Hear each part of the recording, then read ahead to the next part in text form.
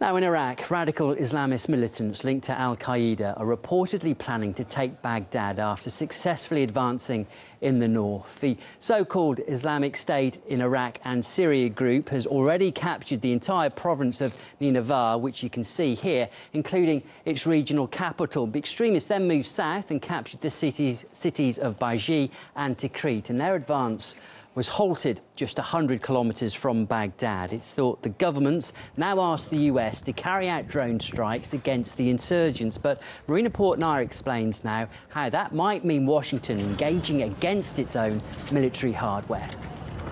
But we're leaving behind a sovereign, stable and self-reliant Iraq.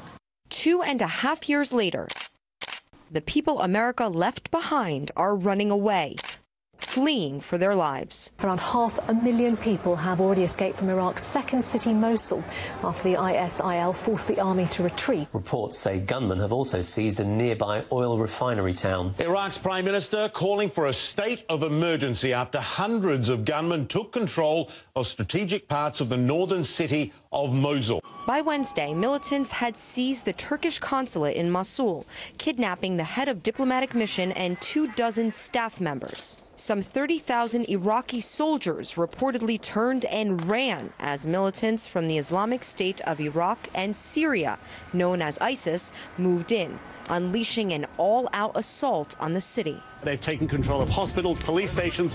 They have taken control of ammunition dumps and weapons stores that the fleeing government forces have left behind. Many of the abandoned weapons and military hardware now in the hands of hardline terrorists were imported into Iraq from, guess where? I think you all are aware of the shipments that we've provided that include the delivery of 300 Hellfire missiles, millions of rounds of small arms fire, thousands of rounds of tank ammunition, helicopter-fired rockets to the Iraqi security forces. And don't forget about the U.S.-supplied Humvees. Here you can see ISIS insurgents riding and inspecting the vehicles, driving them across the border into war-torn Syria.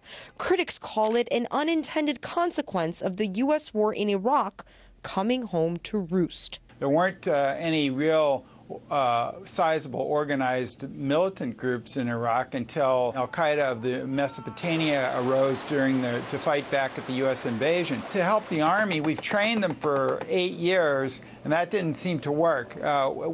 Bush dismantled the original Iraqi army after the U.S. invasion, and that's the root of the problem. The U.S. war in Iraq cost Washington close to $1 trillion and the lives of more than 4,500 soldiers. Hundreds of thousands of Iraqis have reportedly been killed while the U.S. was looking for WMDs and spreading democracy. The unified and competent Iraqi military that was allegedly established has buckled. Weapons that were made in the USA are now in the hands of America's enemies, and the country left to fend for itself in a state of crisis. Marina Portnaya, RT. Well, at least 2 million people have been displaced by the violence, and there are also reports of mass beheadings being carried out by the extremists. Investigative journalist Robert Parry, who is a Middle East specialist, believes Iraq is collapsing and the US should take responsibility. Well, it suggests that the Iraqi military is in decay, that it's beginning to collapse. Clearly, this is a very divided country. In terms of the question of stability or instability, the U.S. invasion in 2003 was the force that shattered this nation. And it's been hard to imagine how it was going to be put back together in any meaningful way since then.